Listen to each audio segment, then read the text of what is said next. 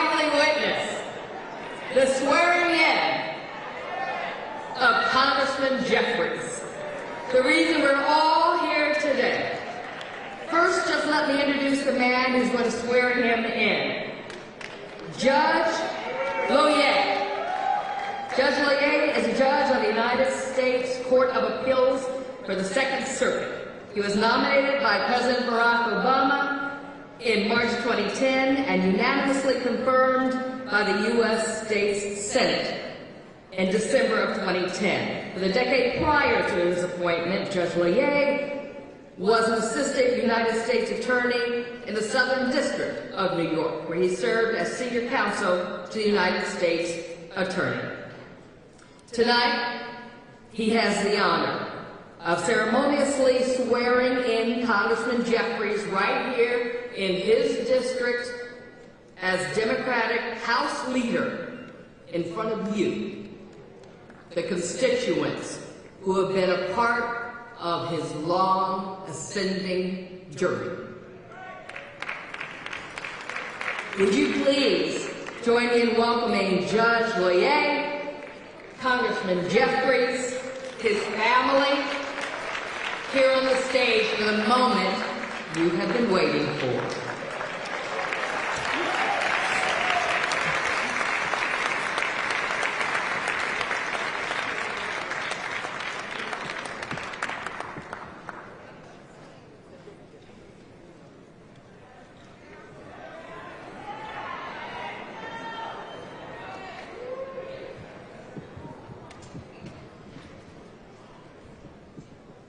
Congressman, please raise your right hand and repeat after me. I, Hakeem Jeffries, do solemnly swear. I, Hakeem Jeffries, do solemnly swear. That I will support and defend the Constitution of the United States. That I will support and defend the Constitution of the United States. Against all enemies, foreign and domestic. Against all enemies, foreign and domestic. That I will bear true faith and allegiance to the same. That I will bear true faith and allegiance to the same. That I take this obligation freely. That I take this obligation freely. Without any mental reservation. Without any mental reservation. Or purpose of evasion. Or purpose of evasion. And that I will well and faithfully discharge. And that I will well and faithfully discharge. The duties of the office. The duties of the office. On which I am about to enter. On which I'm about to enter. So help me God. So help me God. Congratulations.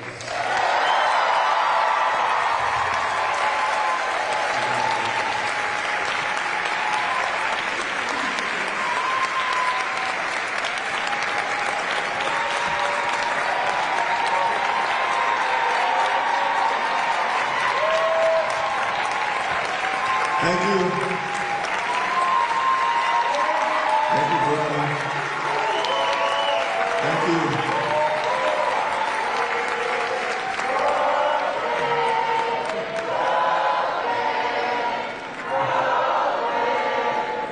Y'all really make a brother feel welcome when he comes back home.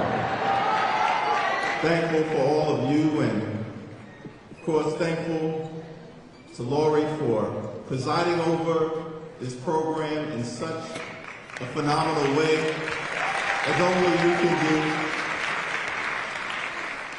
Thankful to the principal, Principal Newman, and the Brooklyn Tech family for welcoming us with open arms to this historic school. Thankful, of course, to all of the program participants for sharing with us, particularly those amazing artists, their time and their talents, blessing us with their wonderful creative abilities. I'm thankful to all the members of the clergy who are here and the members of the clergy who participated in the program. I got a Jewish blessing, a Muslim blessing, and a Christian blessing. I feel real blessed right now, y'all. I'm going to need it down in Washington.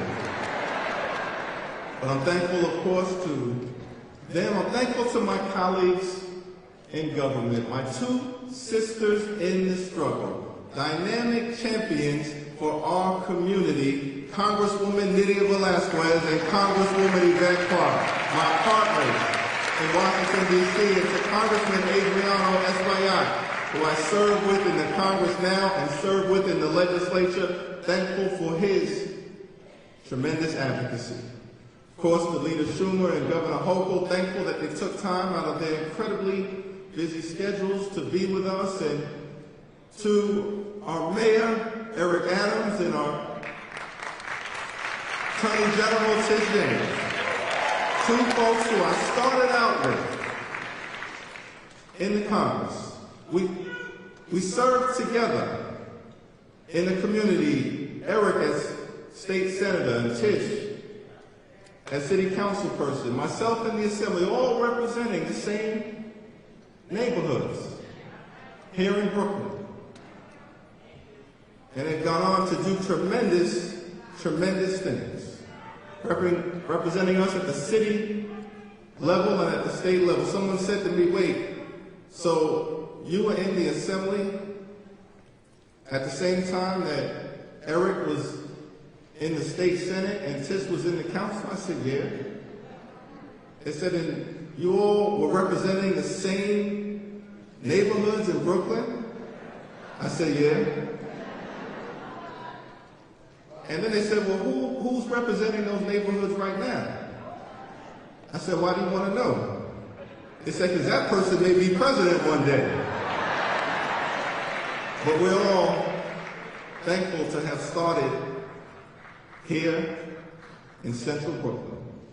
And of course, to all of my wonderful colleagues in government, of course, Controller Tom DiNapoli and City Controller Brad Lander, Borough President Reynoso, and all of the distinguished members of the City Council and the Assembly, and the State Senate, I'm so proud to have the opportunity to continue to work with you to do the work of the people as we move forward. I also, of course, want to thank my family, Mom and Dad, Kenny Sandra, Jeremiah and Joshua, my younger brother Hassan with his family, Rashida, Asha, Aliana, and Alayla, who are in Ohio. All of my family and friends, near and far, I thank you for your love, for your support, for undergirding me as I've traveled along this journey. I also want to thank, above all else, all of you, the people of the 8th Congressional District. It's been the professional honor of my life to serve you in the United States Congress. And to look out at this audience, a gorgeous mosaic of the American people, representing diversity in every possible way. That's why it's been so incredible for me to have 5 terms representing you. And during those 5 terms, we've seen a lot, done a lot, been through a whole lot. Thankful that together we were able to rebuild Coney Island Hospital after it was devastated by Superstorm Sandy. And now we've got a state-of-the-art hospital standing in its place to serve the people of South Brooklyn. I'm thankful that we were able to stand up, bring to life the Shirley Chisholm State Park, a brand new park, so that the people of East New York and Brownsville and Canarsie could enjoy the beauty and splendor of Mother Nature without having to go into Manhattan and Central Park. I'm thankful that we were able to save Interfaith Medical Center when it was on the brink of collapsing in bankruptcy. Rescue it, bring it back to life, and now it stands as a wonderful community-based hospital to serve the people of Bedford-Stuyvesant and Crown Heights. I'm thankful that we were able to together partner and make it through the pain and the suffering, the trials and tribulations of the COVID-19 pandemic. Make sure that our community had the resources necessary, partnering with all of my colleagues to make it through that storm. Thankful that we worked hard to try to deliver grant after grant after grant to organizations like the Bethesda campaign against hunger or Black Vets for Social Justice, to continue to do the work of laboring in the vineyards of our community. Been together, seen a lot, done a lot, been through a whole lot. And I mention that because no matter what responsibilities I will now have down in Washington, D.C., I want you to understand I will never walk away from you, and I will always have your back. Right here on the ground in the streets of Brooklyn. Now you know, I'm proud to be from Brooklyn, y'all. Talk about it wherever I go, throughout the country. It's an honor to stand on the shoulders of some legendary figures, all of us standing on those shoulders. Standing on the shoulders of people like Shirley Chisholm, Jackie Robinson, Ruth Bader Ginsburg, Ken Thompson, Al Van, Barbara Streisand, and the notorious B.I.G.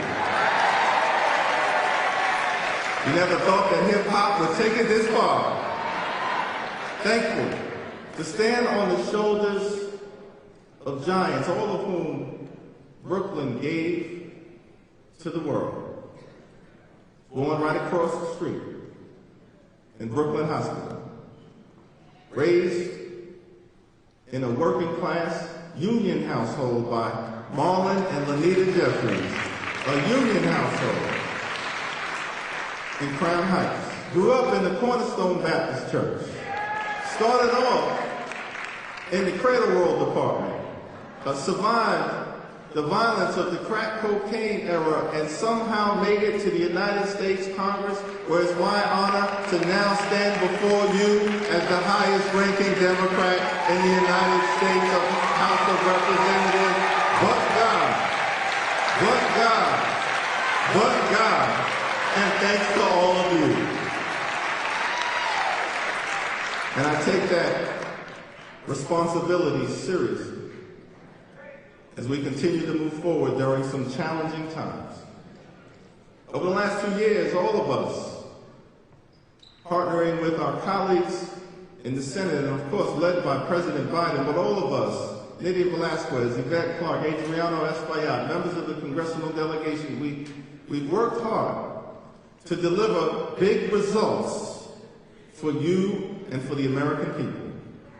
We passed the American Rescue Plan to save the economy from a deep recession, put shots in arms, money in pockets, and kids back in school. We passed the Infrastructure Investment and Jobs Act to create millions of good-paying jobs, which we will make sure find their way to Brooklyn. Fix our crumbling bridges, roads, tunnels, our airports, our sewer and water systems, our mass transportation systems, and ensure high-speed internet access in every single community throughout America.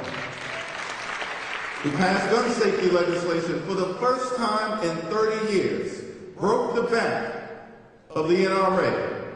More, of course, needs to be done, but it will save lives, and gun trafficking is now a federal crime for the first time in American history. So we can stop the flow of illegal guns into our city. We passed the Chips and Science Act to bring domestic manufacturing jobs back home to the United States of America, as opposed to our jobs moving in the other direction, and are investing in science, technology, engineering, and mathematics in order to ensure that our children, our young people, have the skills to succeed in the 21st century economy. And then, of course, we passed the Inflation Reduction Act to strike a decisive blow against the climate crisis, set our planet on a sustainable trajectory forward, lower energy costs, stand up a clean energy economy, strengthen the Affordable Care Act, lower health care costs, and drive down the high price of life-saving prescription drugs for millions of Americans. And on top of all that, Ketanji Brown Jackson is seated on the United States Supreme Court, one of the most productive legislative sessions in American history. But now we're transitioning into a more uncertain time with all that's happening down in Washington, D.C. Uncertain time. You know, I was surprised to see how many people were actually paying attention to the events earlier this month. A lot of folks were watching. I came back home, ran into one of my constituents, said, "Jeffries, I've been watching you on TV all week." All 15 votes. Now, you know, I never thought that I would actually hear my name called 3,179 times. I mean, I believe in the Bible verse, be fruitful and multiply, but that was excessive, y'all. Run into my constituent and says, "I've been watching you on C-SPAN all week. How long has C-SPAN been around?" I said, "Well, I think it's been around since 1979. He said, "Wow, that's a long time." I said, "Yeah, 44 years. And then without missing a beat, said to me, "Well, season 44 is off to a great start." The American people are watching. But what are they seeing? See, Democrats who are committed to continuing to put people over politics and lean in to make life better for everyday Americans. But on the other side of the aisle, perhaps seeing chaos and dysfunction and extremism. I promise y'all I won't go through the whole alphabet. What are the American people seeing? We want to move the country forward. Some other folks want to turn back the clock. We're working hard to bring people together. Some other folks are trying to tear us apart. We fight for the people. Some other folks fight for the privileged few. We've got to be wary of folks who go to church. I'm not talking about everybody, I'm not calling names, but folks who go to church and pray on Sunday. And then they come to Washington, D.C. and pray. P-R-E-Y. Pray on the American people the rest of the week. Pray on working families and senior citizens. Pray on the middle class and those who aspire to be part of it. Pray on veterans. Pray on the poor, the sick, and the afflicted. Pray on the least, the lost, and the left behind. Pray on your Social Security. Pray on your Medicare. Pray on your veterans' benefits. But let me be clear, we're not going to let them take your Social Security away. We're not going to let them take your Medicare away. We're not going to let them take your veterans' benefits away or anything that you worked hard and paid into your entire life. Not now, not ever. Not ever. Challenging times. The American people are watching. What will they see? Well, you've been here for a while, so let me just simply say that when the American people look out at Democrats, we're going to continue to do what the House was intended to do, to be the institution closest to the people, which is why we wanted to have this day in Brooklyn. The House, an institution that the framers said, unlike the Senate, unlike the presidency, unlike the Supreme Court. And I'm thankful for Judge Loyer. One day we may see him on the United States Supreme Court.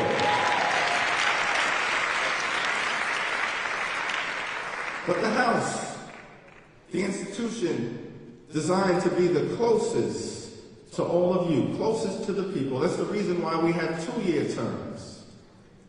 Unlike 4-year terms, like the presidency, or 6 years, like the Senate, life tenure, like the Supreme Court.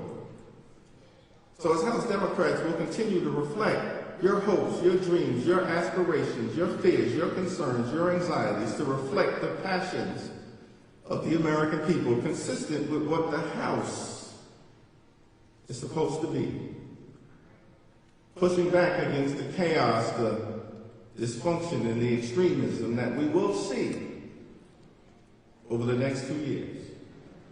But House Democrats, I can promise you, are going to fight for lower costs, fight for better paying jobs, fight for safer communities, fight for affordable housing, fight for police reform, fight to make a difference in our criminal justice system, fight for reproductive freedom, defend democracy, protect the public interest, ensure economic opportunity in every single zip code, and one of these days we are going to pass the John Robert Lewis Voting Rights Act so we can end the era of voter suppression once and for all.